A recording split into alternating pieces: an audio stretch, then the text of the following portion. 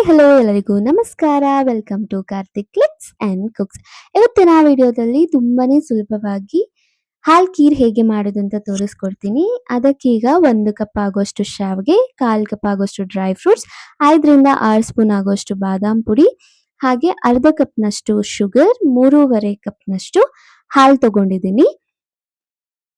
ಈಗ ಒಂದು ಪ್ಯಾನ್ ಅನ್ನ ಹೀಟ್ ಮಾಡಿ ಅದಕ್ಕೇನೆ 1 ಕಪ್ ಅಷ್ಟು ಶಾವಿಗೆ ಹಾಗೆ 1 ಸ್ಪೂನ್ ಆಗುವಷ್ಟು ತುಪ್ಪನ ಸೇರಿಸ್ಕೊಂಡು ಚೆನ್ನಾಗಿ ಗೋಲ್ಡನ್ ಬ್ರೌನ್ ಕಲರ್ ಟರ್ನ್ ಆಗೋವರೆಗೂ ಹುರ್ಕೋಬೇಕಾಗತ್ತೆ.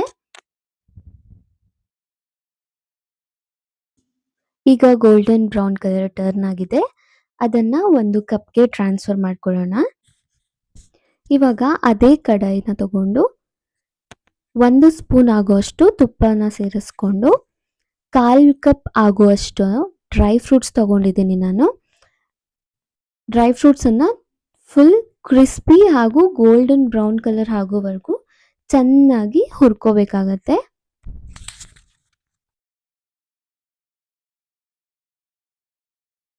ಗೋಲ್ಡನ್ ಬ್ರೌನ್ ಕಲರ್ ಟರ್ನ್ ಆಗಿದೆ.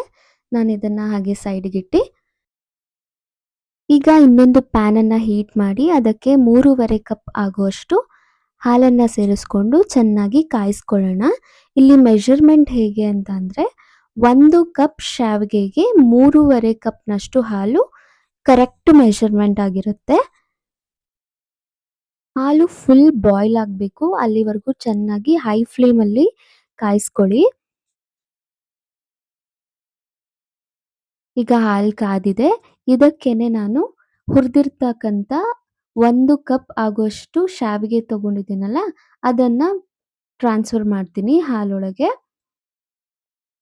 ಅದಾದ್ಮೇಲೆ ಸುಮ್ಮನೆ ಹಾಗೆ ಒಂದು ಮಿಕ್ಸ್ ಕೊಡಿ. ಅದಾದ್ಮೇಲೆ ಶುಗರ್ ನಿಮಗೆ ಎಷ್ಟು ಬೇಕೋ ಅಷ್ಟು ಹಾಕೋಬಹುದು. ಇಲ್ಲಿ ನಾನು ಅರ್ಧ ಕಪ್ ಅಷ್ಟು ತಗೊಂಡಿದ್ದೀನಿ, ಮೈಲ್ಡ್ ಇರುತ್ತೆ ಶುಗರ್.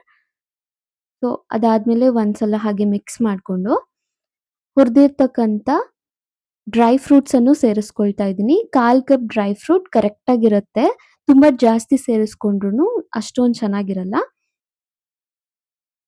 ಒಂದು ಮಿಕ್ಸ್ ಆದ್ಮೇಲೆ ನಾನಿಲ್ಲಿ 3 ಏಲಕ್ಕಿನ ಪುಡಿ ಮಾಡಿ ತಗೊಂಡಿದ್ದೀನಿ.